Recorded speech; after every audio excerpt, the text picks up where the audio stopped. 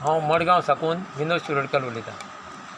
सद्याक हिंदुस्थानाक जगार अशी परिस्थिती आयल्या, कोरोना व्हायरस आयला म्हणून म्हाजी एक लोकांक सांगपाचें आसा आनी म्हाजी एक विचार मांडपाचें आहा।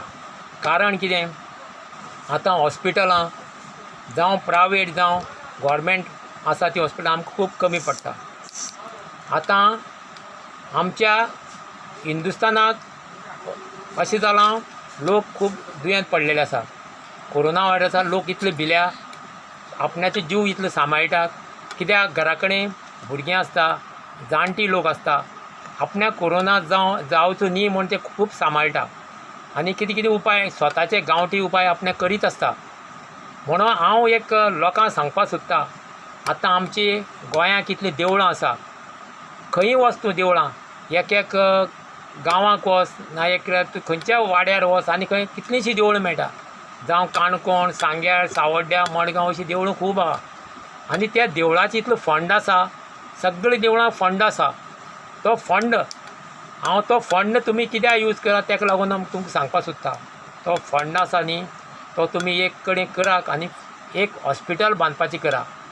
अशें गांवांनी हॉस्पिटल जालीं जाल्यार आमकां खूब बऱ्या पडटलें। कित्याक फ्युचराक अशें कितले रोग कशे येत म्हूण सांगूंक जायना। आतां हो कोरोना आयलो तो आमकां खबर पसून नाशिल्लो आनी आमकां कितें येतलें पसून आमकां खबर ना। कित्याक आमचें जिवन इतलें जगपाचें आशिल्लें तें आमकां इतलें कमी करून उडयलां आनी कितलो लोक आमचो अशें देवा घरा गेल्ले आसा। म्हणून हांव तांकां लोकांक सांगपाक सोदतां, देवळाचें एक फंड आसा, खंयच्या क्लबाचो फंड आसा, खंयच्या गणपतीचो फंड आसा, असो तुमी एक कडेन करा। गांवां आतां काणकोण कितलीं देवळां आहा, एक 20-25 देवळां आसत, तेंचे फंड सगळें एक कडेन करून काणकोणा एक हॉस्पिटल बांदचें, सांग्यार बांदचें, सावड अशें सगळे गांवांनी हॉस्पिटल बांदचें। खंय सिटीनी आतां एक मडगांव जालें, मडगांव 2 हॉस्पिसो आहा।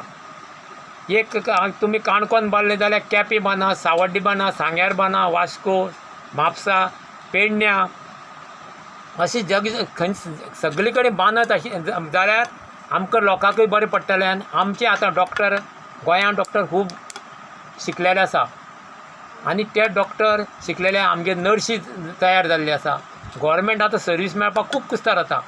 आमचे वॉर्ड बॉय, नर्शी हांकां शिक्षणां आनी त्या गव्हर्मेंटा थ्रू आमकां ती हॉस्पिटलांत सर्वीस मेळटली आनी लोकांची मातशी हें बरें जातलें।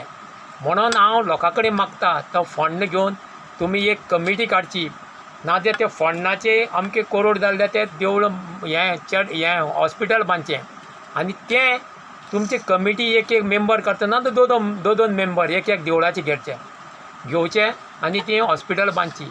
तुमकां दिसलें अंडर गव्हर्मेंट करपाचें आनी तुमी ते मेंबर जावचे। अशें गांवांनी बांदलें जाल्यार आमकां हें फ्युचराक खूब बरें पडटलें। कित्याक हांव इतलें सांगपाक सोदतां, आमी आतां आमकां देवळांनी बसून वचपाक मेळना, देवळां बसून बंद आसा।